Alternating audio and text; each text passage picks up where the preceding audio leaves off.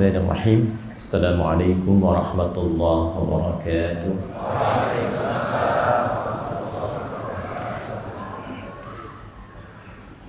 Alhamdulillahilladzi ja'ala al-hamda miftahan lidzikri wa dalilan ala alaihi wa 'azamatihi wa sababan lil mazidi min fadli. Nashhadu an la ilaha illallah wahdahu la syarika lah wa nashhadu anna Muhammadan 'abduhu wa rasuluhu alladzi la nabiyya ba'dah. Allahumma salli wa sallim wa barik ala hadzal nabiyil karim ar-rasulil amin nabiyyina wa sayyidina Muhammadin wa ala alihi wa sahbihi wa dhurriyyatihi wa ummatihi ila yaumiddin wa ba'd.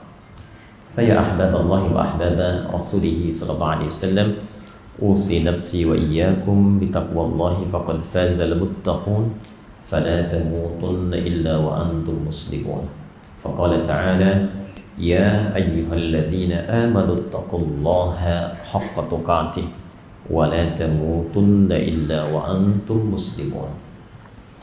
Yang kami hormati, kami muliakan Ketua Umum YPI Al-Azhar Bapak Dr. Fuad Bawazir, ya, dengan kerendahan hati beserta seluruh staf tadi menemui kami di awal sebelum kita bergabung di masjid ini. Athalallahu amrahu bil yumni wal barakah. Semoga Allah senantiasa memberikan berkah dalam perjalanan usia beliau dan seluruhnya. Seluruh keluarga besar YPI Al-Azhar yang tadi telah disebutkan oleh MC, kami mengawali perjumpaan kita ini dengan bermohon pada Allah Subhanahu wa Ta'ala, semoga di miladian ke-73 ini seluruh keluarga besar Al-Azhar senantiasa diberkahi oleh Allah Subhanahu wa Ta'ala dan diselimuti kemuliaan, kebaikan hingga kembali kepada Allah Subhanahu wa Ta'ala dalam kebahagiaan sejati seperti yang dibacakan di penghujung An-Naba di rakaat pertama tadi. Momentum ini belum jauh dari Idul Fitr. Kurang lebih kita baru 13 hari mengawali Idul Fitri di bulan Syawal tahun 1446 Hijrah. Untuk itu kami mengucapkan taqabbalallahu minna wa minkum salihal a'mal wa kullu 'amin wa nahnu bi khair minal 'aidin wal faizin. Bapak Ibu sekalian, kata Idul Fitri berasal seperti kita ketahui dari dua unsur pokok kata utama. Ada Idun, ada Fitr. Masing-masing memiliki makna, dan bila dua kata ini digabungkan menjadi satu, maka terciptalah makna yang lebih komprehensif, lebih luas, lebih dalam. Bila dikaitkan dengan tiga harapan, baik itu yang tertulis di sini di aspek dakwah, sosial ataupun pendidikan, maka ia bukan hanya menjadi gabungan dari dua unsur kata, tapi juga menjadi kurikulum dan pedoman yang memberikan spirit dalam menjalani sifat-sifat dakwah, sosial ataupun pendidikan, khususnya di lingkungan YPI Al-Azhar ini. Kita merefresh kembali. Saya tidak bermaksud untuk mengajarkan, karena di sini sudah banyak pengajar, para guru, para ulama. Tapi mungkin akan lebih indah kalau sharing subuh ini mengingatkan kembali apa yang pernah kita kaji bersama. Kata Id disebutkan diantaranya oleh, saya ambil contoh Ibnu Mandzur. Ya, Ibnu Mandzur namanya Mukrim. Dia lahir di tahun 630 Hijrah. Ada yang menyebutkan di Tunisia, ada yang menyebutkan di Tripoli. Kemudian wafat, dedikasi pengabdiannya terhadap ilmu saking dalamnya menjadikan fokus beliau itu sampai ujung hayatnya itu buta matanya. Kesibukannya dalam menelaah, mengkaji, membaca, menulis, melahirkan karya dan mengajar.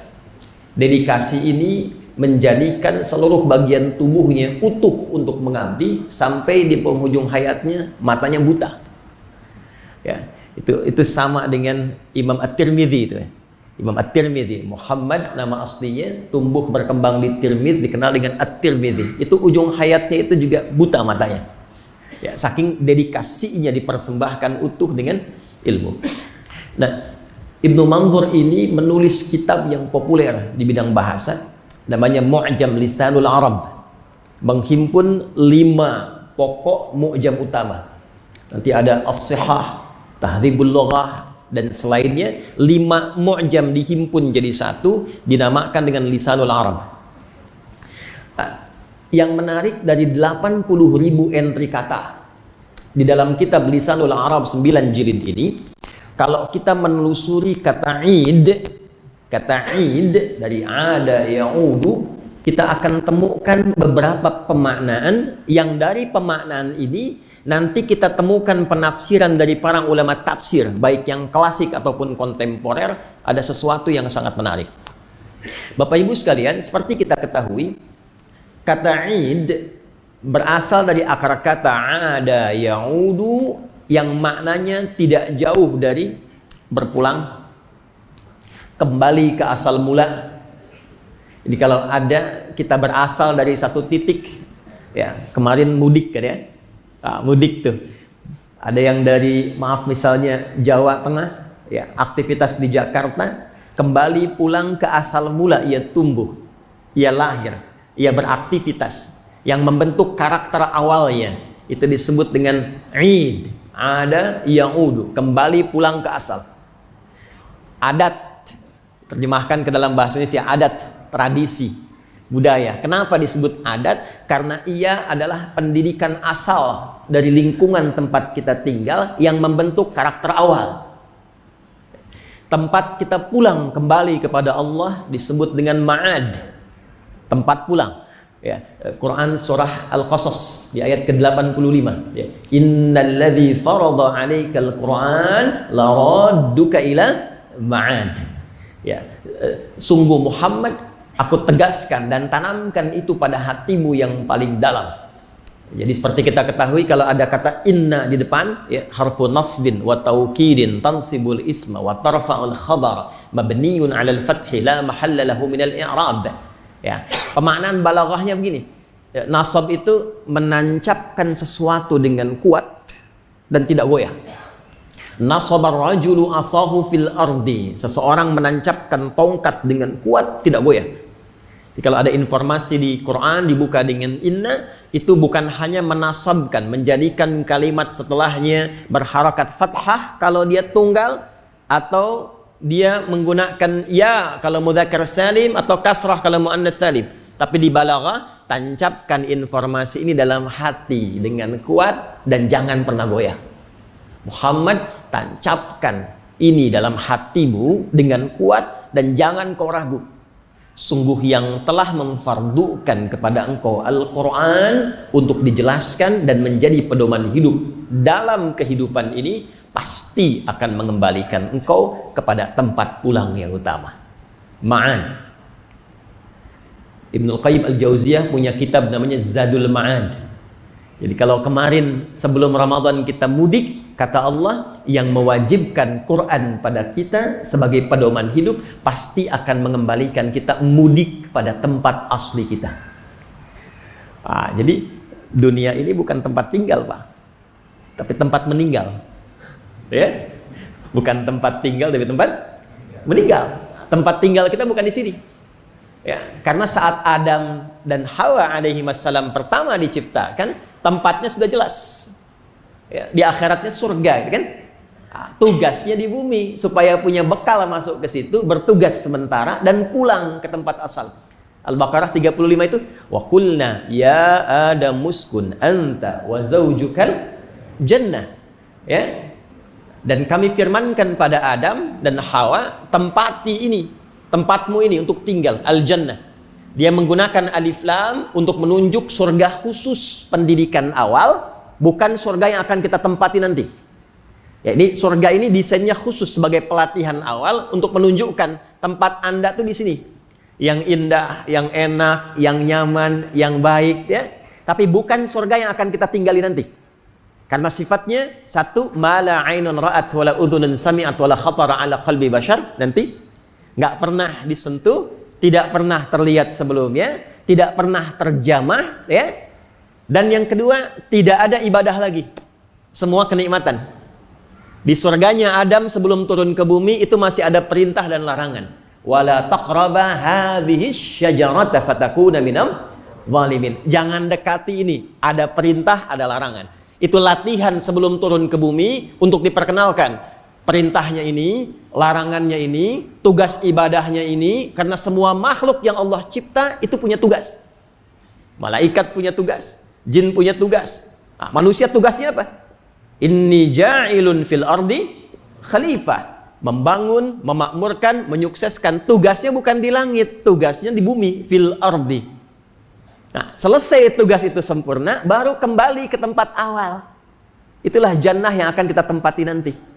Jadi dunia itu bukan tempat tinggal, tapi tempat meninggal. Hanya sementara bertugas. Legasi apa yang kita bawa pulang untuk kembali kepada Allah, itulah nanti tempat kita pulang terakhir disebut ma'ad namanya.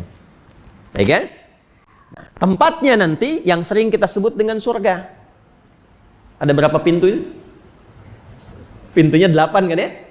Ya, neraka pintunya 7, surga pintunya 8. Hadis sahih dari Nabi, ya. Pintunya 8. Yang jarang dikaji itu, pintunya itu punya nama, semua namanya itu adalah amal soleh atau aktivitas duniawi kita. Ada pintu sedekah, ada pintu tahajud, ada pintu pengabdian lewat puasa, ada pintu sholat, ada pintu pengabdian lewat dakwah. Maka Nabi katakan, kalian nanti saat pulang mau dipanggil oleh pintu yang mana? Nah, pintu itulah yang kita buka saat di dunia. Mau kita kerjakan apa bekal di dunia ini, supaya saat pulang kembali kepada Allah, pintu itu memanggil kita sesuai dengan legasi amal soleh yang kita kerjakan saat di dunia. Kembali lagi ke makna awal tadi, ya, ma'ad, pada akhirnya kita pasti akan berpulang. Jadi ketika menemukan kalimat id, jangan hanya dibayangkan mudik, kembali kepada fitrah, tapi saat bersama dia mengingatkan kita, maaf, sebaik-baiknya dan selama-lamanya kita beraktivitas di dunia, satu saat pasti kita akan berpulang. Satu dulu. Maaf, ini kita belum mulai ya, ini muqaddimah dulu ya. Makanya saya agak percepat. Nanti kalau sudah masuk inti kita pelankan deh. Sampai jam berapa kita? Setengah tujuh. Baik. Janji Allah yang akan mengembalikan kita ke asal mula itu disebut dengan mi'ad. Jadi ada id, ada ma'ad, ada mi'ad. Ali Imran ayat 9, innallaha la yukhliful mi'ad. Nah, sungguh tanamkan dalam hatimu yang paling dalam dan jangan pernah ragu. Allah tidak mungkin mengingkari komitmen perjanjian dari awal mula. Itu diberlakukan untuk kita semua. Ada perjanjian akidah, ya, Al-A'raf ayat 172, wa idh akhadha rabbuka min bani adama min zuhurihim dzurriyyatahum wa ashhadahum ala anfusihim alastu bi rabbikum qalu bala syahidna. Ketika dibuat perjanjian dalam perut ibunda usia 4 bulan. 4 bulannya ada dalam hadis riwayat Muslim dikutip oleh Imam An-Nawawi, ditempatkan di Al-Arba'in 42 hadis, nomor hadis yang keempat itu. Ya, dari Abdullah bin Mas'ud. An Abi Abdurrahman Abdullah bin Mas'ud radhiyallahu taala anhu qala an-nabiy sallallahu alaihi wasallam wa huwa as-sadiqul masduq inna ahadakum yujma'u fi batni ummihi 40 yawman nutfah thumma yakunu mithla dhalika 'alaqa thumma yakunu mithla dhalika mudghah. Ya, kemudian setelah berangsur 40 hari yang ketiga, 40 tambah 40 tambah 40 120 hari, artinya 4 bulan secara umumnya. Thumma yursalu ilaihil malak, maka diutus malaikat dalam usia 4 bulan ini, fayanfukhu fihi ruh, diperintahkan oleh Allah tiupkan roh. Maka usia 4 bulan roh masuk ke dalam janin. Maka di situ dianjurkan memperbanyak doa. Itu ada di Quran surah ke-7 ayat 189. Ya. Falamma taghasyaha hamalat hamlan khafifa famarrat bi, ya, kemudian ke ujungnya falamma athqalat da'awallaha rabbahuma la in ataitana salihah lanakunanna minasyakirin. Usia 4 bulan sampai ke akhir menjelang persalinan banyak berdoa supaya diberikan kesalihan dari bayi yang lahir. Nah, 4 bulan inilah terjadi perjanjian. Alastu bi rabbikum, apakah engkau komitmen menjadikan aku sebagai Tuhan yang akan merawatmu, memberikan perhatian, memberikan kebutuhan, menyembuhkan kala sakit, memaafkan kala salah, menerima kala bertobat? Maka kita tidak ada pilihan. Kita tidak katakan na'am, tapi kita katakan bala. Bala itu setuju tanpa alasan apapun. Bala syahidna. Nah, kalimat syahadat inilah nanti yang saat pulang dipegang oleh Allah. Innallaha la yukhliful mi'ad. Engkau berjanji, berkomitmen saat pulang nanti aku tagih perjanjian itu. Tempat pulangnya ma'ad, sifat perjanjiannya disebut dengan mi'ad. Ada perjanjian ibadah. Kalau sudah keluar syahadat, asyhadu an la ilaha illallah, bala syahidna, apa perjanjian ibadahnya? Nanti kita urutkan ke tema ini. Maka pindah ke Quran surah ke-20, Thaha, ayat ke-14. Innani anallahu la ilaha illa ana fa'budni wa aqimis salata li dzikri. Innani anallah, sungguh aku tegaskan dan tanamkan itu pada jiwamu yang paling dalam, jangan pernah ragu. Akulah Allah. La ilaha illa ana. Nah, ini fitrah ketuhanan, Pak, Bu, ya. Jadi fitrah ketuhanan itu menjadikan Allah pede mendeklarasikan sebagai Tuhan. Dan ini nggak ditemukan dalam kitab manapun. Jadi hanya Tuhan yang pede sebagai Tuhan mengatakan dia Tuhan. Ya. Pak Fuad sebagai ketua umum kan bisa mengatakan saya ketua umum, ya. Tapi yang lain kan nggak bisa, karena ada fitrah keketua umuman gitu, kan? Yang lain nggak bisa. Nah, yang bukan Tuhan nggak bisa mengatakan saya Tuhan. Makanya Bapak Ibu mau dicek di kitab manapun yang disucikan, tidak ada statement di situ mengatakan saya Tuhan, sembah saya. Karena tidak mungkin manusia yang punya fitrah ketuhanan bisa mendeklarasikan sebagai Tuhan. Cuma di Al-Quran Bapak Ibu akan temukan kalimat ini. Saya Allah, la ilaha illa ana, satu-satunya Tuhan yang layak dipertuhankan dan disembah. Fa'budni, jika engkau sudah mendeklarasikan aku sebagai Tuhan, maka buktikan kebertuhananmu dengan menyembahku. Komitmen kedua, komitmen ibadah. Ada komitmen yang pertama, komitmen akidah. Komitmen kedua, komitmen ibadah. Wa aqimis salata li dzikri, dan buktikan ibadahmu itu, tunjukkan yang pertama lewat salat. Jadi salat itu bukan sekedar ibadah, tapi yang mengkonfirmasi kebertuhanan kita kepada Allah. Dan itulah saat ma'ad pulang akan ditagih komitmen itu. Ini yang Nabi sampaikan, inna awwala ma yuhasabu bihil abdu yaumal qiyamati as-shalah. Amal pertama yang akan dihisab oleh Allah itu salatnya. Ya, bukan sekedar amalan pertama hisab, tapi itu komitmen ibadah kita, ya, mi'ad kita yang pertama dikonfirmasi oleh Allah yang menyatakan kebertuhanan kita kepadanya. Ini hanya menjelaskan tentang ma'ad, kemudian mi'ad. Bila digabungkan seluruh komitmen ini, komitmen akidah, komitmen ibadah, nanti ada komitmen akhlak, ada komitmen muamalah, keempatnya digabungkan dan ditampilkan dalam satu kata, maka bertemulah dengan kata utama disebut dengan Id namanya. Sebut dengan apa? Id. Jadi ada ma'ad, ada mi'ad, ada Id. Jadi kalau kesadaran tentang waktu pulang, perjanjian Allah bahwa kita akan pulang, ya, kenyamanan kita merasakan perlindungan Allah di dalamnya, disatukan seluruh makna ini, maka muncullah kata Id. Jadi kalau kita turunkan, saya mohon izin berdiri. Dalam kata Id ini bukan sekedar pulang, ya, tapi satu, ada unsur kebahagiaan di dalamnya. Mohon maaf saya detilkan sebentar sebelum kita masuk ke intinya. Bapak Ibu masih ingat tidak? Tadi waktu saya katakan kutipan Quran surah ke-7 Al-A'raf ayat 172 dalam perjanjian syahadat, Allah menyebutkan namanya dengan nama apa? Alastu birabbikum. Kenapa menggunakan kata Rabb? Kenapa Allah tidak mengatakan alastu birahmanikum? Di ayat lain kan, Qulid Allah awin Rahman, ya. Quran surah 17 itu ayat 110. Kenapa di sini Allah tidak mengatakan alastu bi Allahikum, alastu bi Rahmanikum, alastu bi Rahimikum? Kenapa yang dipilih Rabb? Karena di dalamnya ada sifat rububiyah yang memberikan jaminan kenyamanan dan kebahagiaan untuk hambanya. Dari rububiyah ini nanti muncul kata Rabb. Turunan pendeknya disebut murabbi. Sifatnya disebut dengan tarbiyah. Bertemu kita di sini di aspek yang terakhir. Ya. Rabb adalah nama yang melekat pada Allah untuk memberikan kesan satu, sifat perhatian yang luas dan mendalam, sifat kasih sayang tanpa batas yang memberikan seluruh kebutuhan, dan sifat sangat perasa yang memberikan pendampingan dari kesalahan untuk kembali menjadi baik. Itu Rabb namanya.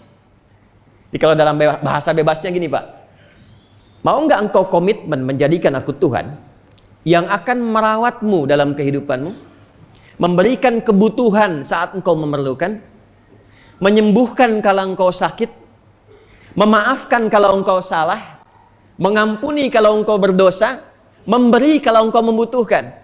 Jika ada seorang mengatakan pada Bapak sepulang dari masjid ini, Bu, mau nggak ikut saya? Semua kebutuhan saya berikan, kalau salah saya maafkan, kalau butuh saya kemudian cukupkan, kalau sakit saya dampingi sampai sembuh lagi. Kira-kira jawaban Bapak Ibu iya atau berpikir?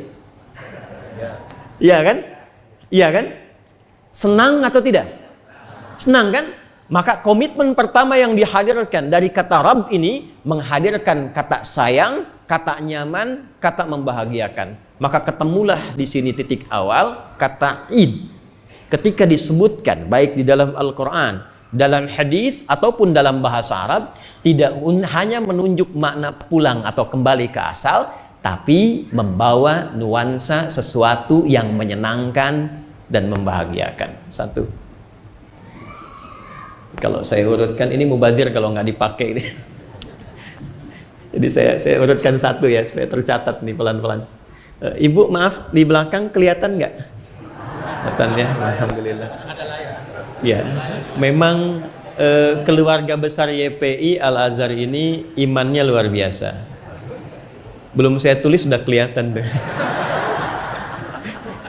Walaupun ada layar saya tulis dulu baru kelihatan deh. Nah, sekarang izinkan saya untuk melambatkan dan mempelankan urutan kajian supaya mudah untuk ditangkap. Jadi saya anggap cukup untuk pengantarnya. Ingin kita masuk sini. Selain memiliki makna pulang atau kembali ke asal, kembali ke asal mula, juga membawa kesan sesuatu yang menyenangkan, senang, nyaman, bahagia. Ini satu dulu ya, kesan. Karena kesan ini jarang ditangkap nih. Jadi bagaimana caranya pulang itu bahagia? Pulang itu tenang. Makanya panggilan bagi insan beriman, hamba Allah yang memahami makna ini, itu panggilan pulangnya panggilan tenang, Pak. Bu, coba lihat Quran surah ke-89 tuh, ayat 27 sampai 30. Ya ayyatuhan nafsul mutmainnah, irji'i ila rabbiki radiyatan mardiyah, fadkhuli fi ibadi wadkhuli jannati. Ya. Hei jiwa-jiwa yang tenang, yang sudah nyaman, yang enak, yuk pulang. Jadi Allah itu mengajak pulang dengan ketenangan, kenyamanan. Aku senang dengan pekerjaanmu ini, engkau pun akan senang dengan apresiasi yang akan aku berikan. Jadilah golongan hambaku yang diapresiasi, dan ini aku tampakkan surga dari hasil pekerjaanmu. Di dalam sakaratul maut itu kenapa sering orang tersenyum, nyaman? Karena ditampakkan itu tempat kembali dia. Surganya ditampakkan. Ini ayatnya. Ya, makanya Siti Asyah itu ketika akan dieksekusi oleh Firaun kan tersenyum kan? Di sejarahnya kan? Ya. Kenapa tersenyum? Karena bermohon pada Allah. Sebelum meninggal, ya Allah, mohon tampakkan dulu tempatku untuk pulang istanaku itu. Aku minta bangunkan istana di surga ya, sebagai pertaruhan dari imanku saat ini. Rabbibnili indaka baitan fil jannah. Ditampakkan istananya di surga, itu senyum beliau. Komen Firaun kan? Komennya itu langsung di dislike aja itu. Gak usah di subscribe itu. Nah, ini perempuan mau dihukum, dieksekusi kok senyum karena ditampakkan tempat pulangnya. Dan inilah yang menjadi fitrah dalam kehidupan kita. Umumnya kalau orang mudik pasti senang, Pak. Gak ada orang mudik itu yang gak senang. Nah, kemarin mudik senang gak? Senang kan? Nah, jadi sifat pulang itu kalau mudik pasti senang. Dan fitrahnya apa? Allah mengajarkan teladan sebelum pulang. Ini loh tempatnya aku tampakkan, indah, bagus. Jadi fitrah. Coba, sebelum pulang itu kalau kita kontak mau pulang, rumah dibersihkan kan? Hah? Kue diada-adakan kan? Hah? Bahkan kreativitas tinggi kan? Ya, kalengnya itu kaleng biskuit, isinya rangginang kan? Dulu begitu ya? Semua diada-adakan, rumah dicat, ditampilkan bagus karena sifat pulang itu menyenangkan bagi yang punya bekal. Nah, itu kan? Bagi yang punya bekal. Makanya orang pulang kan bekalnya disiapkan dulu ya. Untuk setahun ke depan itu. Ya, sekarang banyak kreatif kemarin tuh waktu pulang. Ya, motornya bebek, bekalnya singa, gitu kan? Barang tuh. Ada dus dituliskan, aku pulang sayang, mama tunggu aku. Ya, karena senang. Ya, orang yang tak punya bekal, tak siap pulang. Saya pernah tanya, Anda kenapa nggak pulang? Nggak ada bekal, Ustaz. Ya, nah ini gambaran fitrah yang Allah tanamkan pada diri kita untuk mengkonfirmasi mudik yang lebih besar lagi. Ini Allah ingin katakan pada diri kita, fitrah mudik itu senang. Fitrah mudik itu membahagiakan kalau engkau punya bekal. Itulah sebabnya kenapa suasana bahagia ini ditampakkan di awal kata Id setelah Ramadan, karena kita berbekal sebulan sebelumnya. Berbekal dengan sholat, berbekal dengan sedekah, berbekal dengan Al-Quran, berbekal dengan ibadah. Jadi jangan hanya lihat Idnya dengan kumpul, makan, pakai pakaian baru, ya. Lihat ke belakang 30 harinya. Bekal inilah yang mendorong kita berbahagia, mengekspresikan kemuliaan kebahagiaan, karena akan kembali ke asal mula, makan lagi, minum lagi, beraktivitas seperti 11 bulan berikutnya dengan bekal yang telah kita siapkan selama 11 bulan sebelumnya. Id, bila disebutkan bahkan dalam Al-Quran, itu selalu menampilkan kebahagiaan. Kata Id pertama disebutkan di Quran surah kelima di ayat 114. Surah Al-Ma'idah.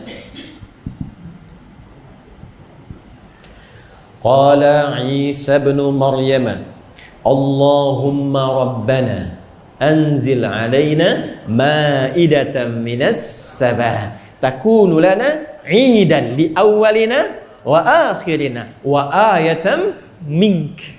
Nah, jangan putus ya sampai 'idan li awwalina wa akhirina. Teruskan wa ayatan mink. Ini konfirmasi terakhirnya. Nah, lalu saya masuk ke inti bahasan. Berkata Isa bin Maryam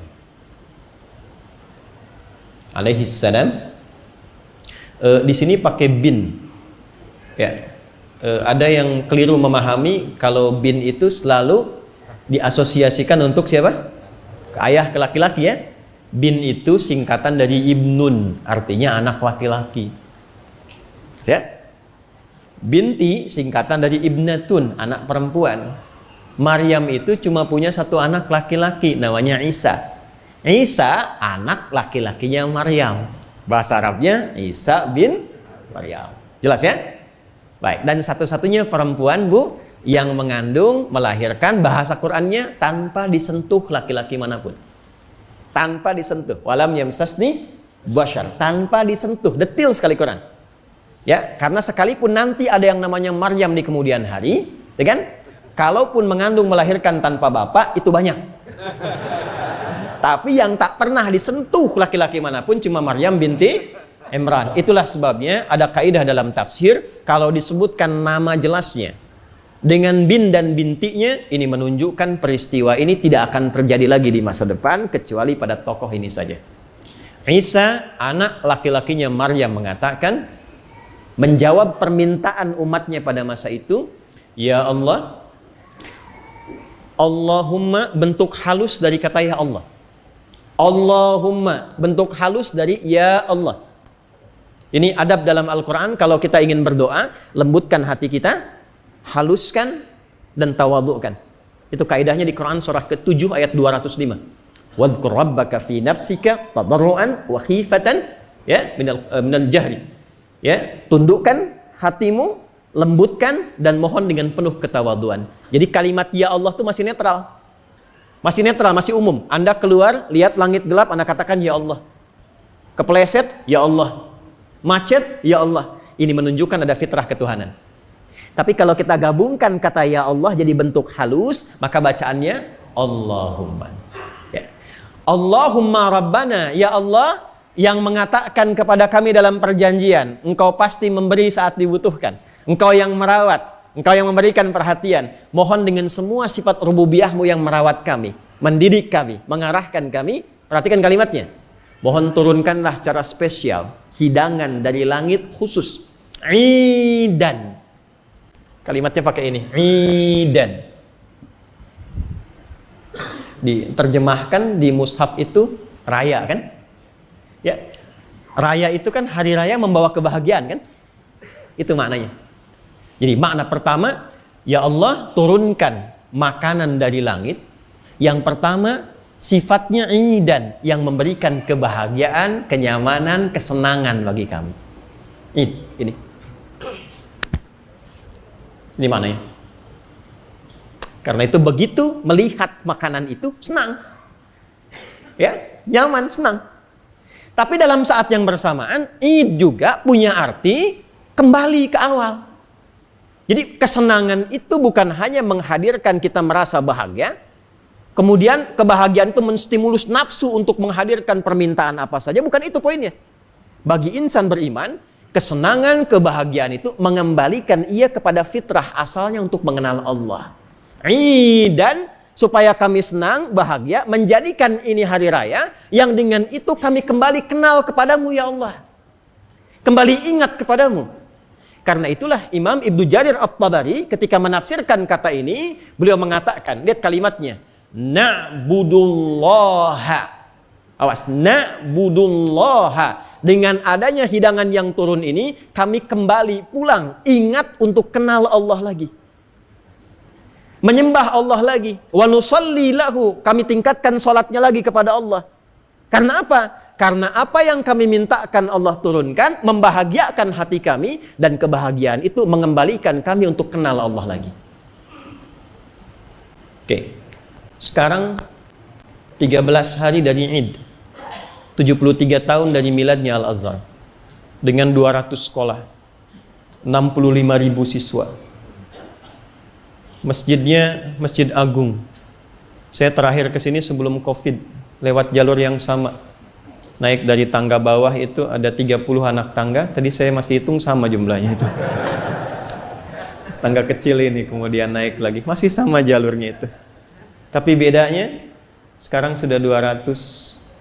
Sekarang sudah 65.000. Sudah luar biasa banyak.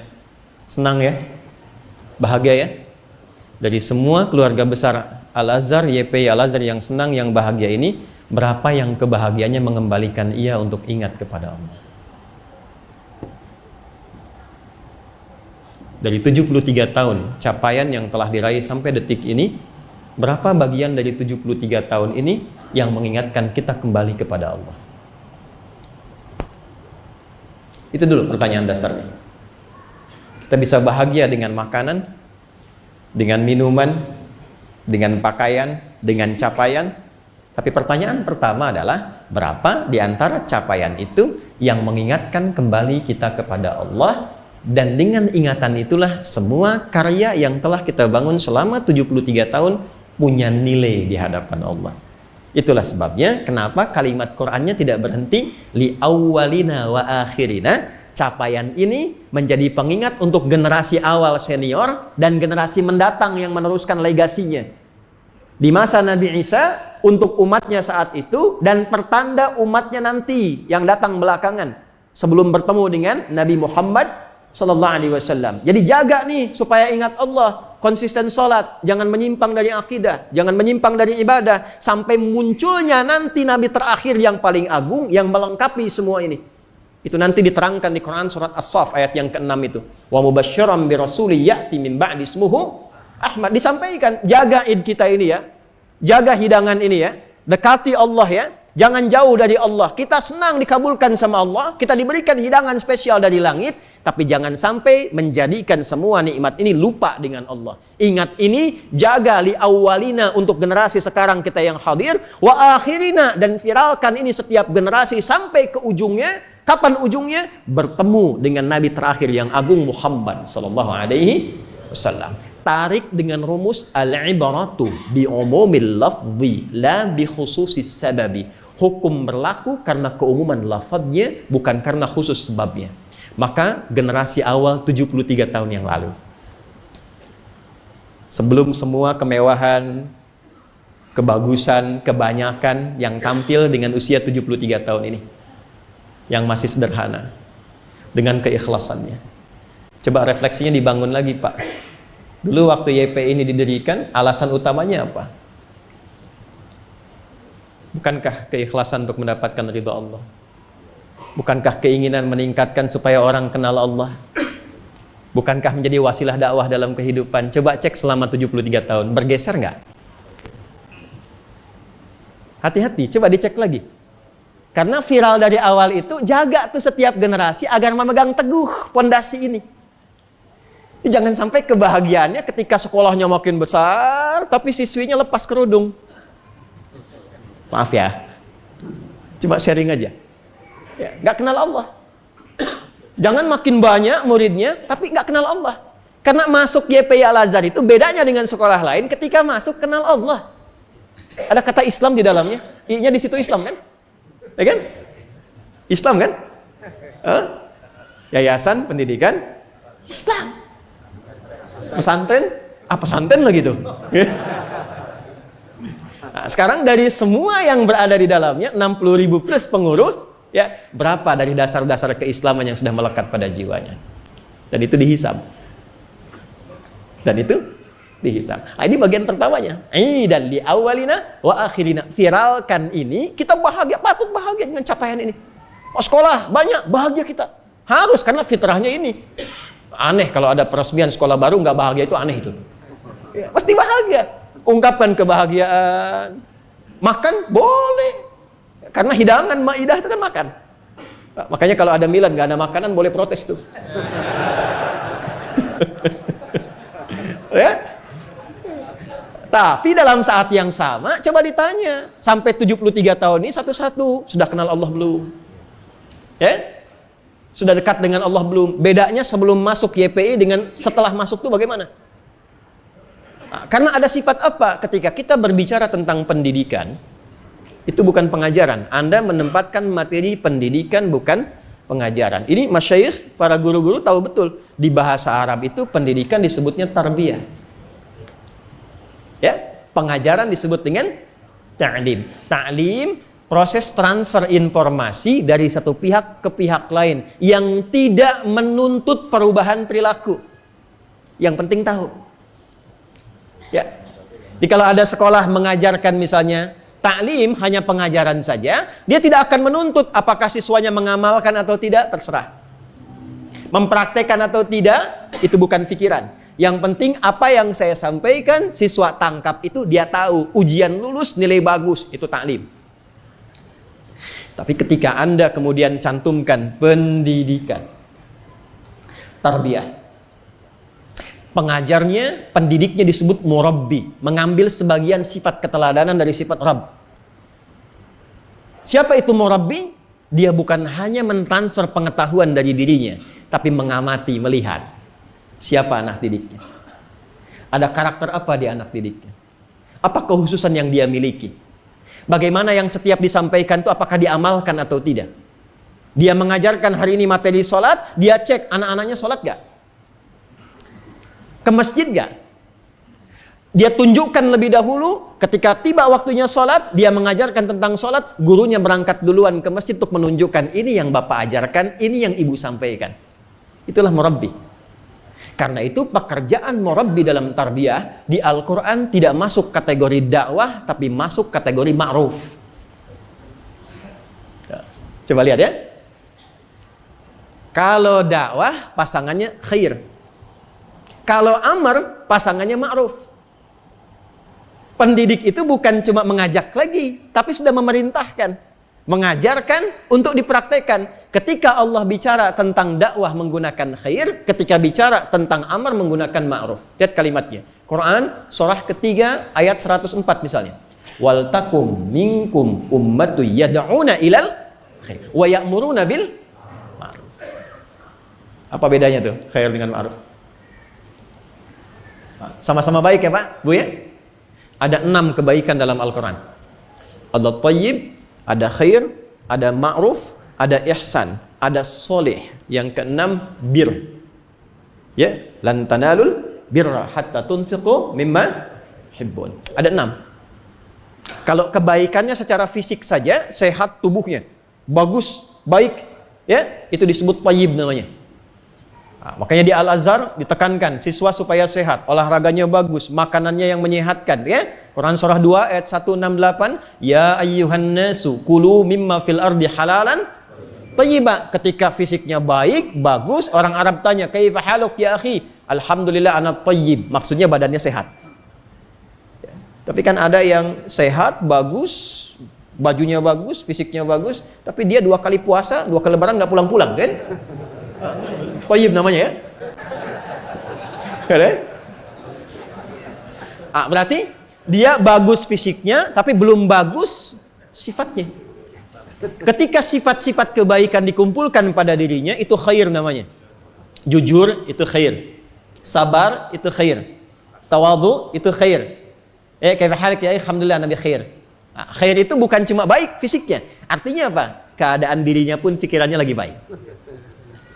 Kalau sifat dipraktekkan jadi sikap, itu ma'ruf namanya. Sabar itu khair. Tapi ketika ada murid yang butuh perhatian lebih, lalu kita bersabar merawatnya, dipraktekkan itu ma'ruf namanya. Jujur itu khair. Tapi kalau ada orang tua misalnya nyogok supaya anaknya diterima di YP Al-Azhar, lalu Anda jelaskan, ini sesuai ketentuan aja Bu, nggak bisa standarnya, itu ma'ruf. Menerangkan materi itu khair, tapi ketika Anda meminta anak Anda sholat ya, tepat waktu ya, itu ma'ruf namanya. Ma'ruf itu hanya bisa efektif dilakukan bila kita praktekkan sebelum kita memerintahkan. Kalau tidak, anak protes Pak. Satu kali dalam ada sesi kami mengadakan daurah pendidikan di salah satu cabang Al-Azhar. Pertanyaannya begini dari guru, Ustadz, kenapa anak-anak ini kami ajarkan untuk sholat, tapi ketika azan berkumandang waktunya sholat mereka agak malas berangkatnya? Saya tanya balik begini, bapak ibunya contohkan ke masjid nggak? Diam. Bapak ibunya contohkan ke masjid nggak? Diam. Nah, itulah koreksi kita bersama, saya, Anda, dan kita. Jadi di dalam Al-Quran, perintah itu akan bisa efektif diberikan ketika kita praktekkan sebelum itu didelegasikan. Jadi ketika Bapak Ibu menempatkan pendidikan dalam konteks Id dan dibawa ke Yayasan Pesantren Islam Al-Azhar, maka di sini ada komitmen bagaimana semua bentuk keluarga besar dan amalnya ini satu amalan yang membahagiakan. Kalau ngajar mesti bahagia, bekerjanya yang senang. Di sini senang, di sana senang. Di mana-mana cabang Al-Azhar. Gimana caranya ngajar senang, murid senang, tapi saat yang bersamaan, maaf, kita menjadikan kesenangan ini untuk tersambung dengan Allah. Supaya pulangnya pun senang. Yang selanjutnya, maaf, kita mempraktekkan kesenangan ini dalam bentuk pembuktian yang nyata dalam konteks pendidikan, bukan sekedar pengajaran. Jadi, bagian pertama yang kita highlight, saya mulai dari pendidikan dulu karena ini kan yang paling banyak dikerjakan. Bagaimana semua sifat pendidikan itu jadi ibadah dalam pandangan Allah Subhanahu wa taala. Ini poinnya. Itu aspek pendidikan. Nanti boleh begini Pak ya, karena ini waktunya terbatas dan saya hanya punya 30 menit kurang lebih. Nanti lain waktu kita bisa diskusi tentang kurikulum Al-Quran dan Sunnah tentang pendidikan. Pertanyaan dasarnya begini, pernah nggak Bapak Ibu mengeluarkan kurikulum turunan pendidikan dalam Al-Quran? Dan itu detail sekali, dari batas usia. Ya, saya ambil contoh begini, kenapa Nabi Ismail itu dari kecil, Nabi Yusuf dari kecil, yang kecil-kecil panggilannya selalu bunai. Ya bunayya, ya bunayya, ya bunayya. Dan jawaban anak kepada ayah selalu menggunakan kata abati. Nggak pernah pakai abi, nggak pernah pakai buya. Itu ada tahapannya Pak. Itu ada risetnya. Dan dimulai pendidikan itu bahkan luar biasanya sejak dalam kandungan. Di kandungan sudah ada, lahir dari 0 sampai 2 tahun ada, 2 tahun sampai menjelang balik ada, stepnya ada. Dan secara sempurna diterangkan oleh Nabi dalam bentuk praktek, lalu dihimpun kurikulum ini oleh para ulama, ditempatkan dalam kitab-kitab mereka, itu detail sekali, diberi topik. Saya ambil contoh, Imam Al-Bukhari itu kan menulis kitab ya, Imam Al-Bukhari ya. Apa nama kitabnya? Bukan, itu singkatannya.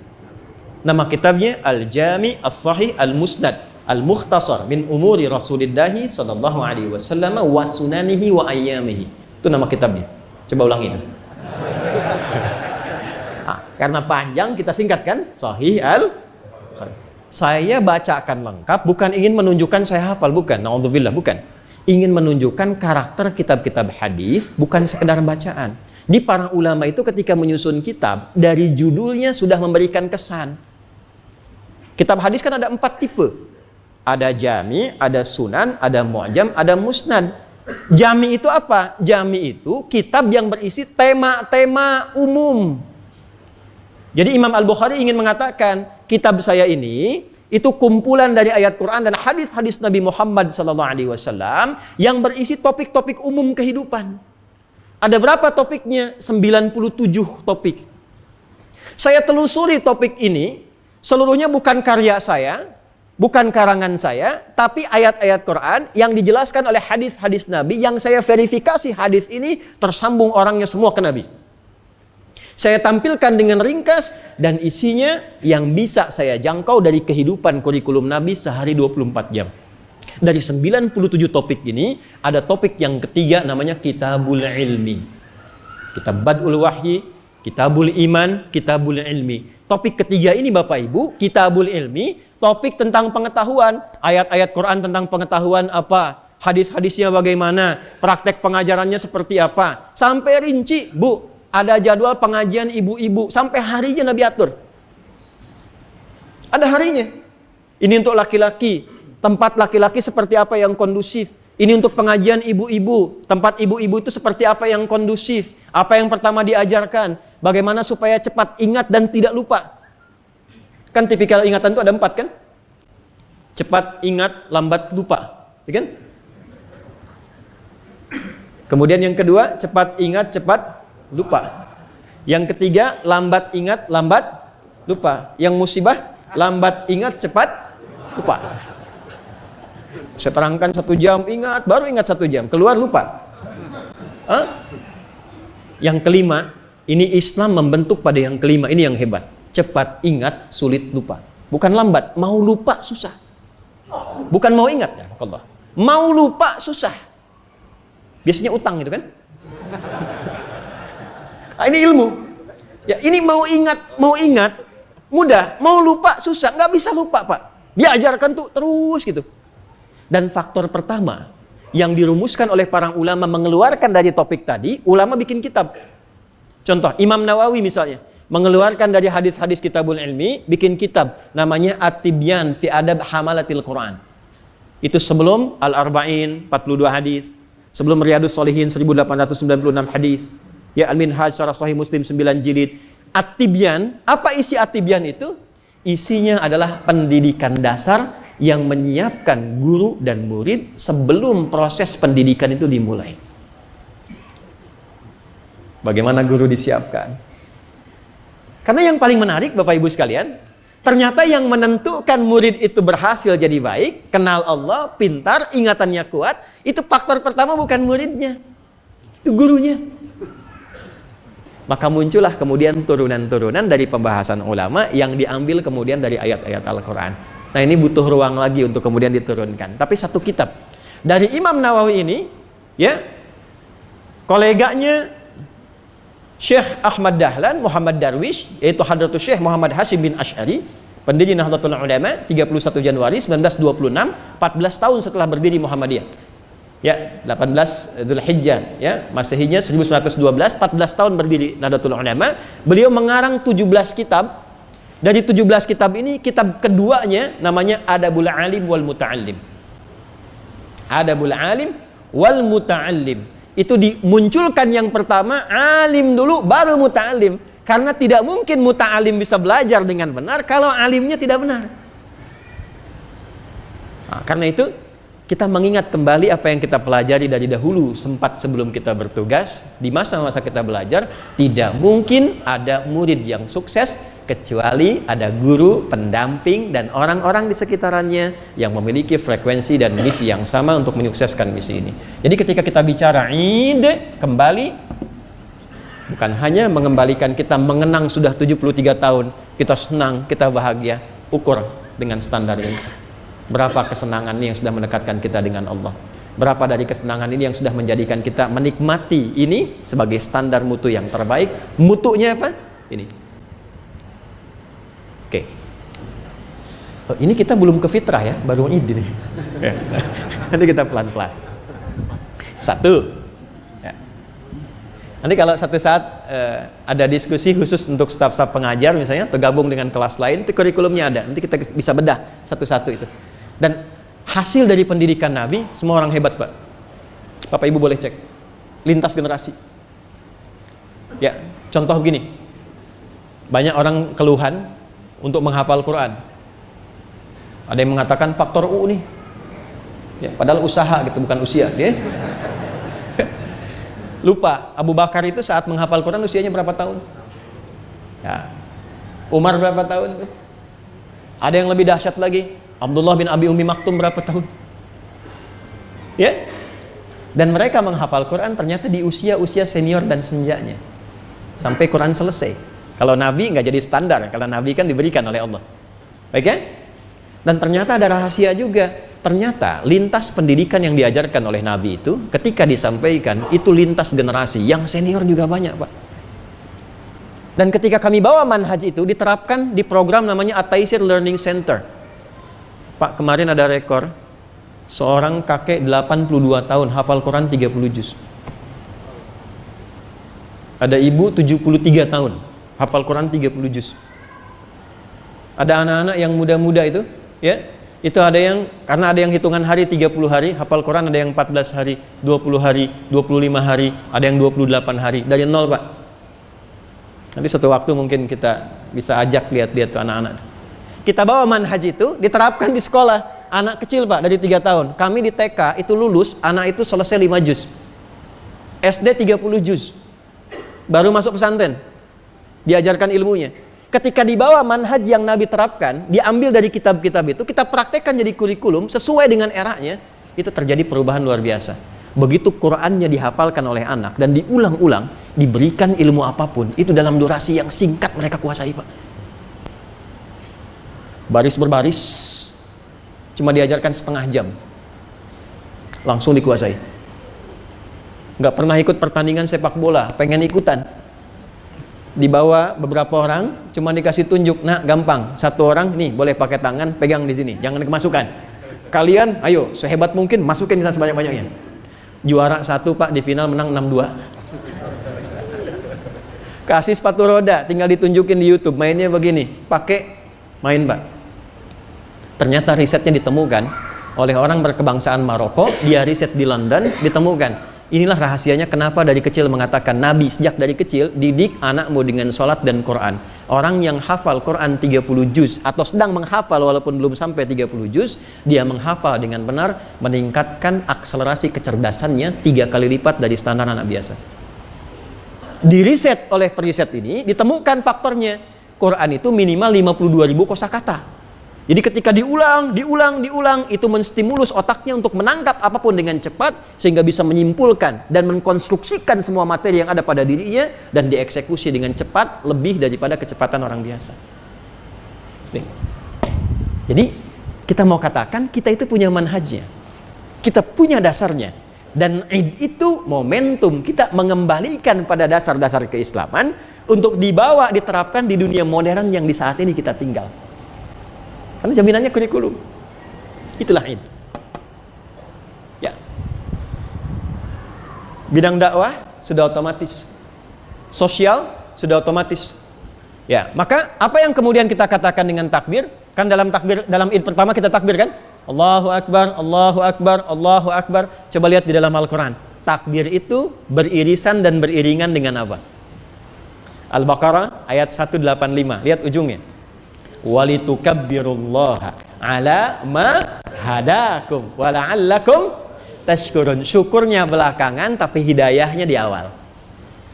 Ala ma hadakum. Selama Ramadan diberi hidayah untuk mengembalikan kita pada fitrah yang mula. Salatnya meningkat lagi. Jangankan yang fardu, yang sunnah dikejar-kejar gitu kan, Bu? Ibu kalau kapling sajadah di Masjid Agung Al-Azhar untuk tarawih apa isya? Tarawih kan? Padahal tarawih itu kan sunnah kan? Sunnahnya hidup lagi. Sosialnya memberi. Di luar Ramadan orang minta depan mata belum tentu dikasih. Saat Ramadan yang tak ada dicatat. Berapa fakirnya? Berapa miskinnya? Balik lagi. Sosialnya muncul. Berbaginya luar biasa. Taatnya naik, maksiatnya ditekan. Yang kurang baiknya ditekan. Kembali ke awal mula. Ya, yang marah tahan marah, yang korupsi libur, yang berdebat ditahan. Saya dapat cerita kawan tuh dari Sumedang, ada suaminya pemarah, Bu, Pak. Marah itu. Lihat sedikit marah.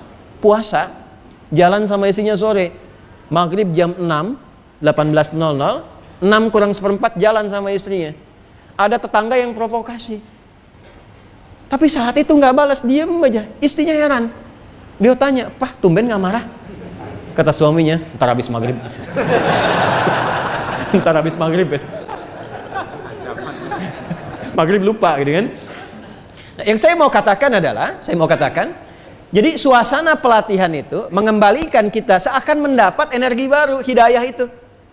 Terkumpul pada diri kita, oh saya mesti punya visi baru, punya lembaran baru, punya gerak baru, punya gaya baru. Ketika mendapatkan itu senang kita, maka keluarlah ekspresi kesenangan yang mengingatkan kita dengan Allah.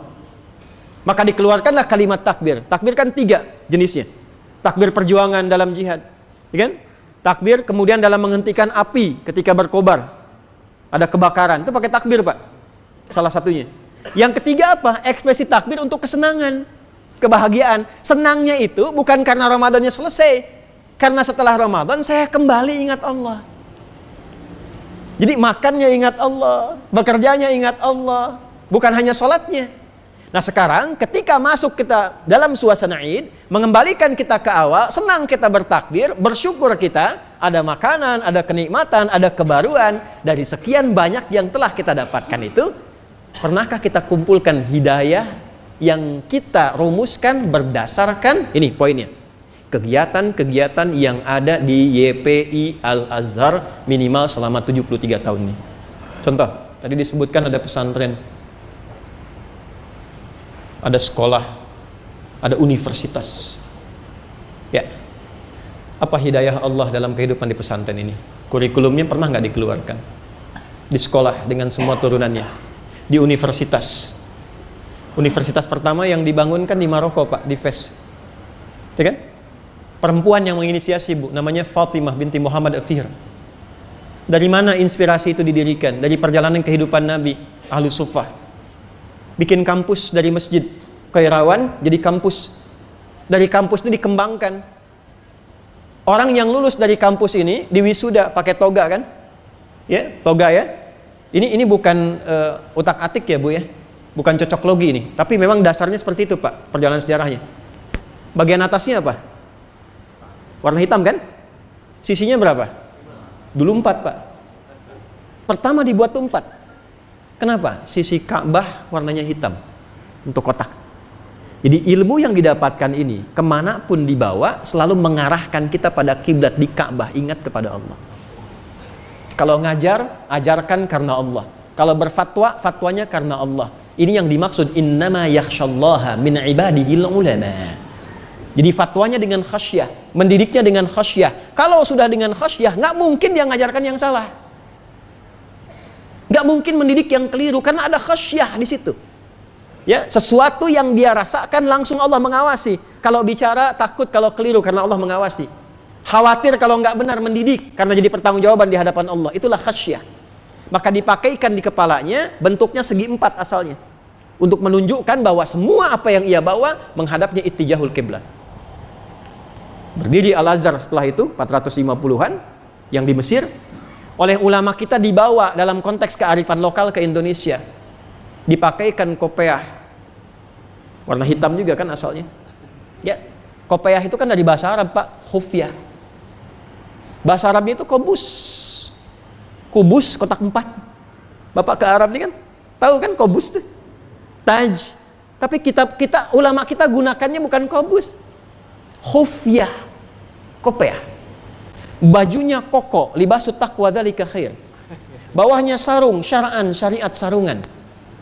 Kakinya bakyak, al-baqa wal yakin. Ah, itu betul itu, pesantren dulu begitu. Iya. Oh. Baru kecas lagi ya. Ini bukan cocok logi, ini nyata ini. Ya, ini nyata. Atasnya khufyah, semakin berilmu semakin khufyah, nunduk. Tawadu. Jadi orang tawadu nggak mungkin banyak selisih. Nggak mungkin mengklaim yang paling hebat. Senang menambah pengetahuan, senang diskusi, menunduk. Bajunya takwa, walibasut takwa dzalika khair. Disebutkan 240 kali dalam Al-Quran dan turunannya. Ada dimensi dengan Allah, dimensi dengan makhluk, dimensi keluarga, dimensi pendidikan, dikeluarkan sifat takwa itu. Syara'an, dia pakai syariat sarungan, berjalan dengan syariat, dijaga syariat dalam kehidupan. Baqiyah, dia melangkah dengan baqa dan yakin karena Allah Subhanahu wa taala. Itulah hidup yang kita kemudian jalankan sampai Id, sampai pulang menghadap pada Allah Subhanahu wa taala. Karena itu ujungnya wa ayatan minka. Ayat disebutkan 64 kali dalam Al-Qur'an. Tidak pernah disebutkan kata ayat kecuali dalam bahasa Arab menunjuk satu makna saja. Id bersanding dengan ayat. Ibu kalau baca mushaf, ayat itu diterjemahkannya dengan tanda ya Bu ya. Tanda kan ada 3 bahasa Arabnya. Satu alamat bahasa Arab. Tanda yang mendekatkan pada tujuan. Di mana alamatnya Masjid Al-Azhar. Oh, ini ada di ini jalan ini. Tahu alamatnya semakin cepat sampai ke tujuan. Tidak tahu alamat berputar. 2, ada namanya wasamun, wisam, wasmun, dibuang wawunya ganti alif jadi ismun. Tanda yang membedakan satu benda dengan benda yang lainnya. Kenapa nama kita disebut dengan ismun untuk membedakan satu entitas dengan yang lainnya. Adi yang ini, Pak Hasan yang lain. Ketika dipanggil Adi, yang nengok saya. Dipanggil Pak Hasan, yang nengok sebelah sana. Ya kan? Itu ismun namanya. Ketika nama diberikan, mengangkat derajatnya dan memberikan tanda perbedaan dengan yang lainnya. Tapi ayat tidak disebutkan dalam bahasa Arab kecuali menunjuk pada tanda yang mendekatkan seorang hamba kepada Allah. Karena itulah kenapa seluruh isi Quran disebut ayat. Al-Fatihah 7 ayat, Al-Baqarah 286 ayat demikian, karena setiap kali kita baca Al-Quran kita merasa lebih dekat dengan Allah. Quran surah 8 ayat 2, innamal mu'minuna alladzina idza dzukirallahu wajilat qulubuhum wa idza tuliyat alaihim ayatuhu zadathum imana wa ala rabbihim yatawakkalun. Kalau dibacakan ayat-ayat Allah, bertambah keimanannya, semakin merasa dekat dia dengan Allah Subhanahu wa taala. Id disandingkan dengan ayat di dalam Al-Qur'an, diviralkan di setiap generasi untuk memberikan kesan bahwa setiap kita berulang kepada asal mula. Sekarang 73 tahun. Kita mengenang kembali berulang 73 tahun ke belakang. Maka pengingat ini harus disandingkan dengan satu, hadirkan kebahagiaan. La'allakum tashkurun. Hadirkan kesenangan. Silahkan boleh makan. Tapi inti daripada itu semua bukan makanannya, bukan kesenangannya, tapi kita menikmati itu dan senang karena kita kembali ingat kepada Allah Subhanahu wa ta'ala. Jadi secara singkatnya, selama 73 tahun ini, sudahkah amal-amal dalam dakwah, dalam sosial, dalam pendidikan membuat kita semakin dekat dengan Allah? Lalu dievaluasi di setiap tahun secara berjenjang. Kalau ada yang belum dekat ini, oh sama dengan tahun kemarin, oh berkurang, berarti ada mutu yang harus ditingkatkan.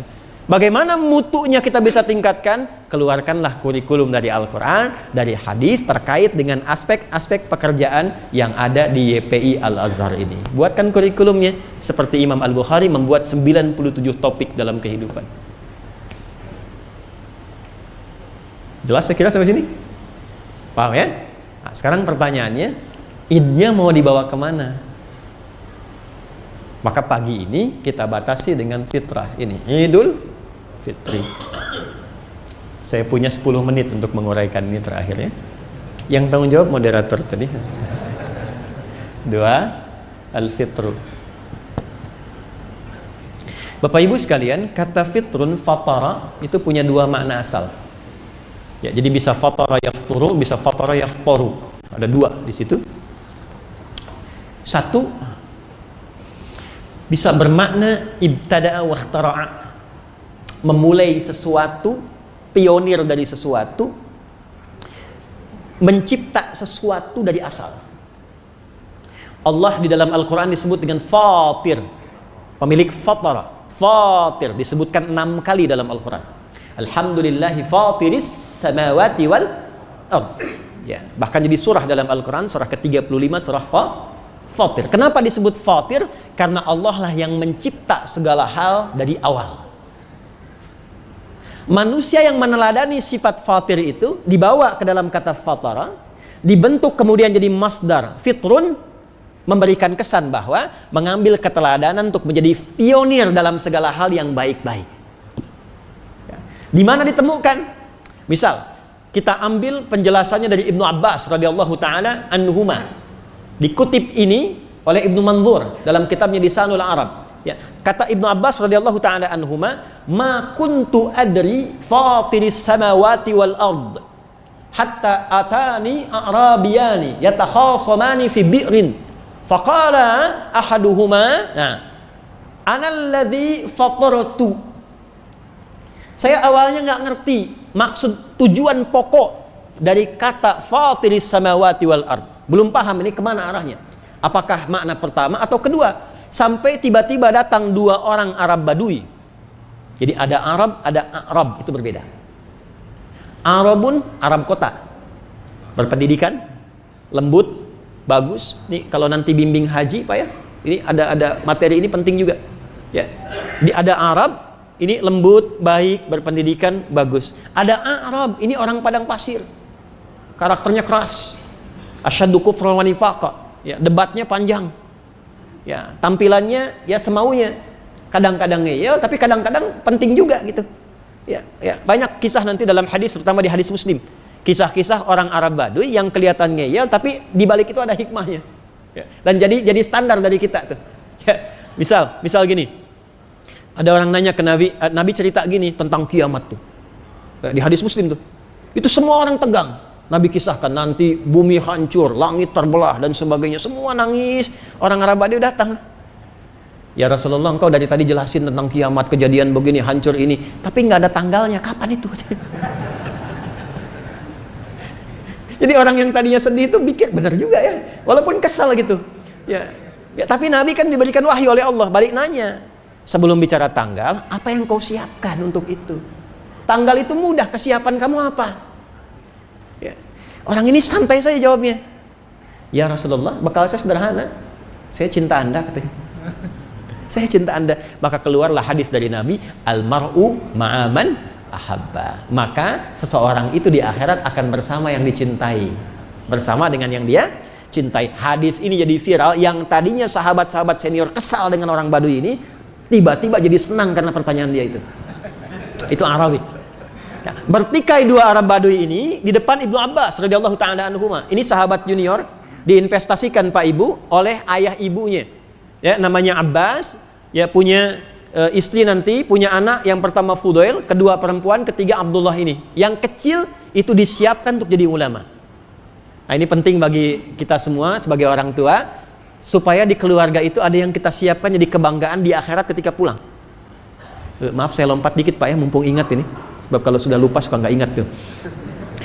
Di Quran surah 13, ini rahasia ya. Ini di antara kita saja.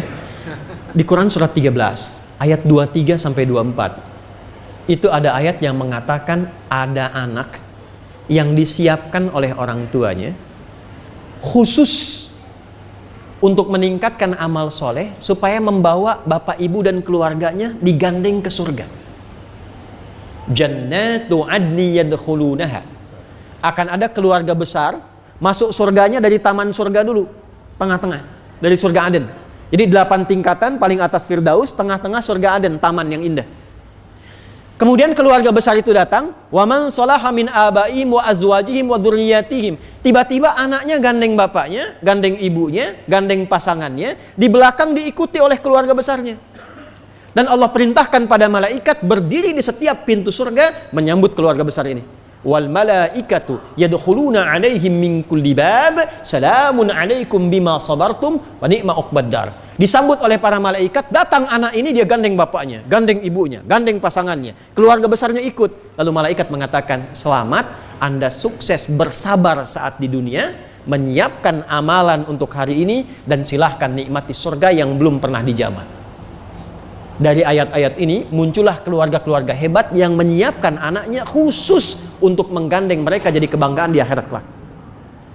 Anak bapak ibu juara olimpiade dari sekolah Al-Azhar, senangnya luar biasa kan? Yang pertama disebutkan bapaknya, itu ayahnya siapa sih? Ibunya siapa sih? Di hari kiamat nanti Allah viralkan orang tuanya, dipanggil bapak fulan, ibu fulan, silahkan dipanggil anaknya, digandeng kedua orang tuanya, dibawa ke surga, diselamati oleh semua malaikat. Maka Abbas menginvestasikan Abdullah kecil dari sejak dini untuk belajar pendidikan dasar. Dibawa ke majlis Nabi, mulai merangkak, didoakan oleh Nabi jadi viral, sampai Nabi meninggal usianya 13 kurang lebih 14 tahun, sudah hafal 2000 hadis. Di antara pemaknaan hadis ini jadi mufassir Quran. Kata beliau, saya belum paham makna fatiris samawati sehingga saya menemukan 2 orang Arab Badui bertikai. Salah satunya mengatakan tentang sumur, siapa yang duluan memulainya? Lalu yang satu mengatakan, ana fataratuhu. Hei, bukankah saya yang pertama kali membuat sumur ini? Ay ibtada'tuhu. Jadi kata fatir dibawa ke asal mula fatara, diterapkan dalam bentuk fitrun untuk memberikan kesan awal mula pionir dari sesuatu kreasi awal yang dibuat.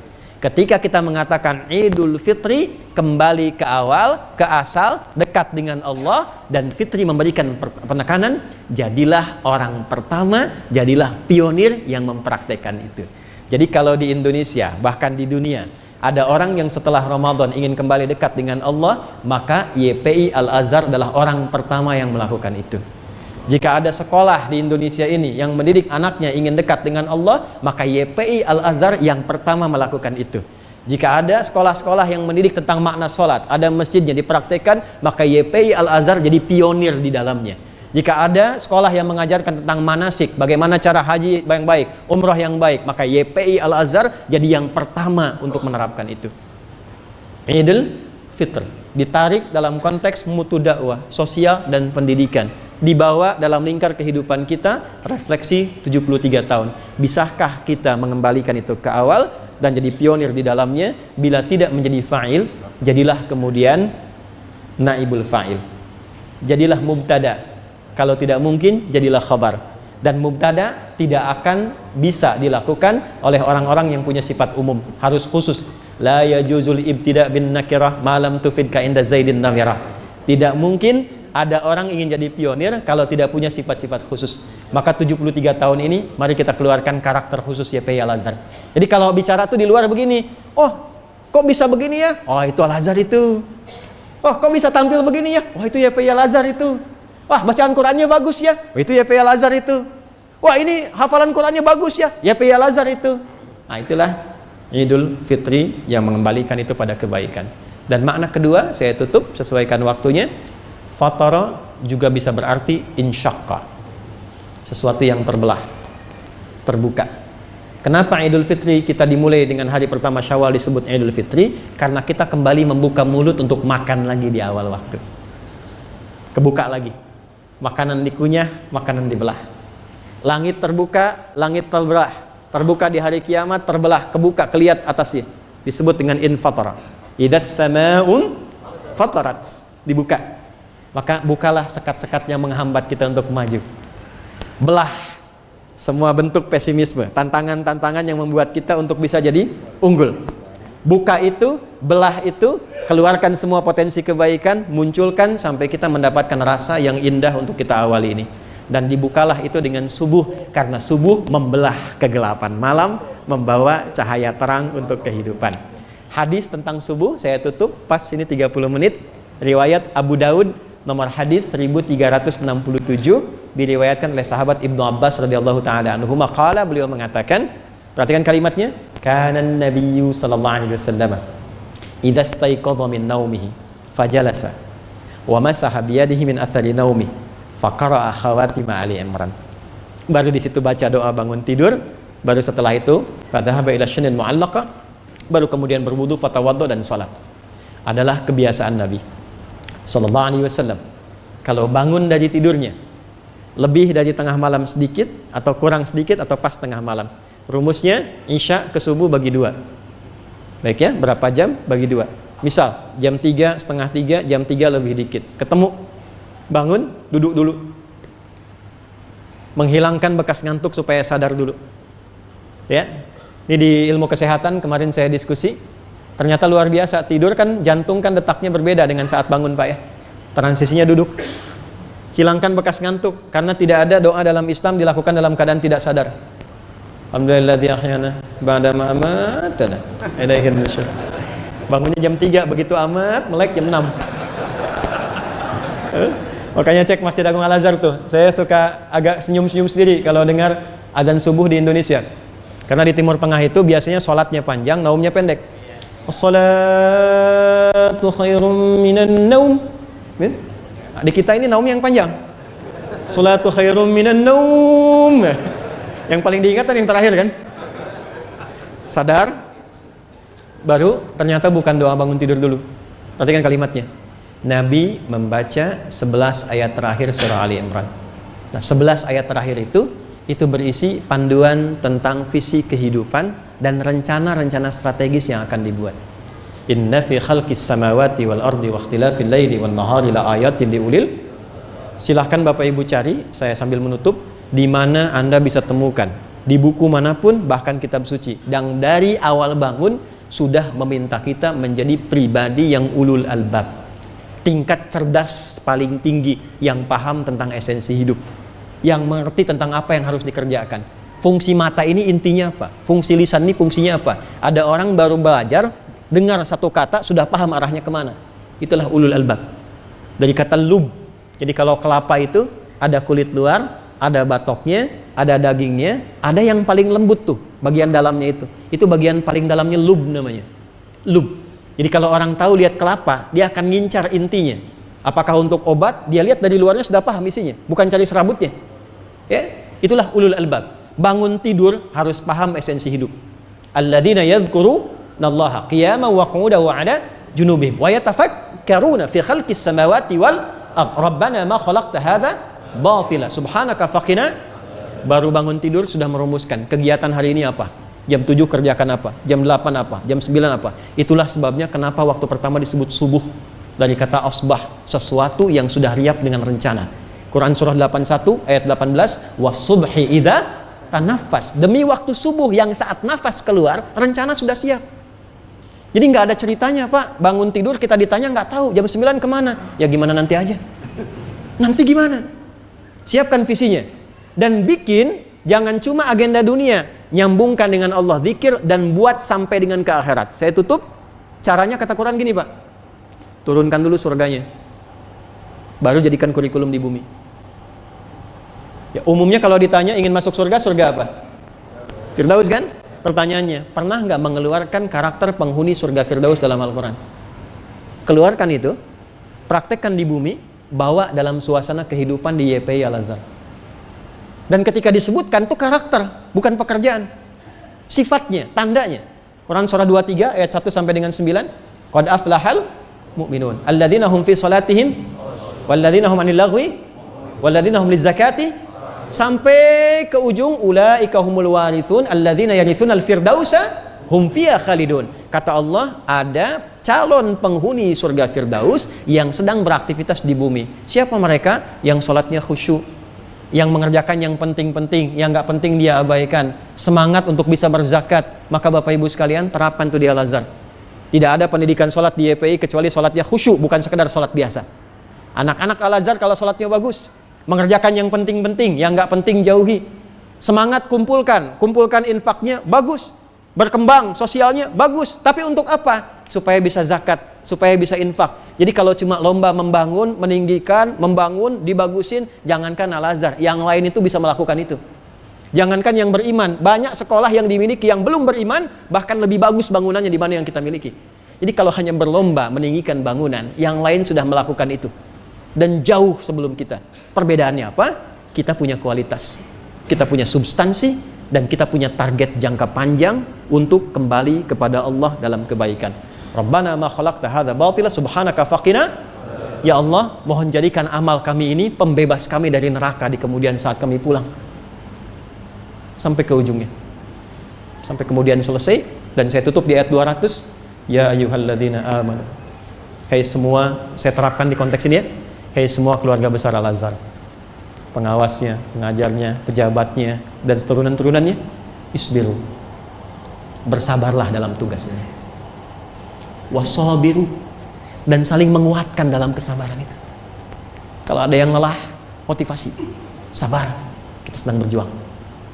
Sabar, kita pegang teguh. Warabitu, ribat, jadikan ini ribat, batas kita berjuang sampai terakhir, sampai pulang. Ya. Wattaqullaha, pelihara takwa di lingkungan kita. Sebagai ayah yang bertakwa, sebagai suami yang bertakwa.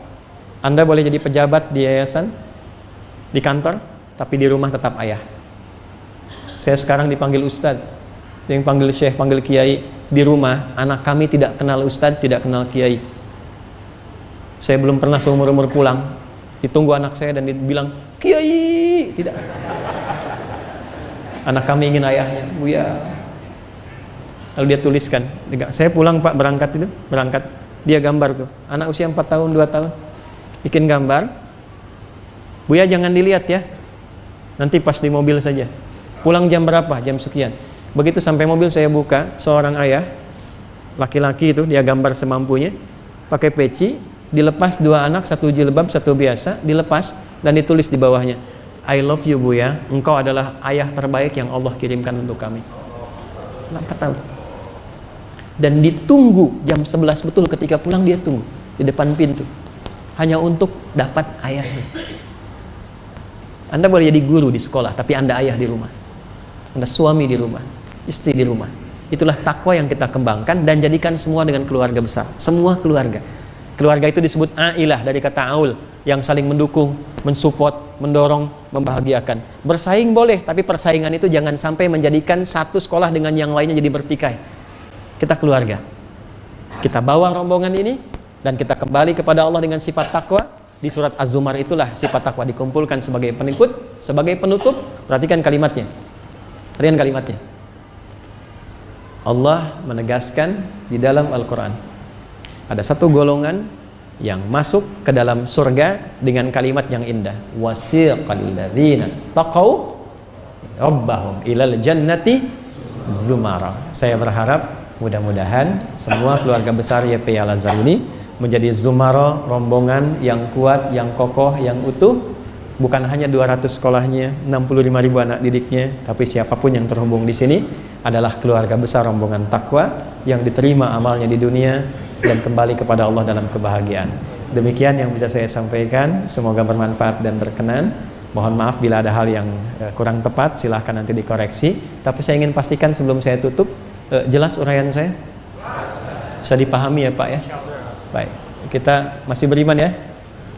Kalau masih berarti saya sebutkan penutup surah Al-Maidah ayat 100. Ya ayyuhalladzina amanu la tas'alu an asya'a in tubdalakum tasukum. Ini khusus yang beriman saja. Hei orang-orang yang masih beriman, kalau sudah jelas materi disampaikan, sudah paham, jangan banyak ditanyakan. Kalau kalian beriman, Karena bertanya pada yang jelas menjadikan iman luntur dan nanti yang jelas makin tidak jelas. Paham uraiannya? Jelas? Ada pertanyaan? Baik, terima kasih. Subhanakallah wa rabbana bihamdika asyhadu an la ilaha illa anta astaghfiruka wa atubu ilaik. Assalamualaikum warahmatullahi wabarakatuh.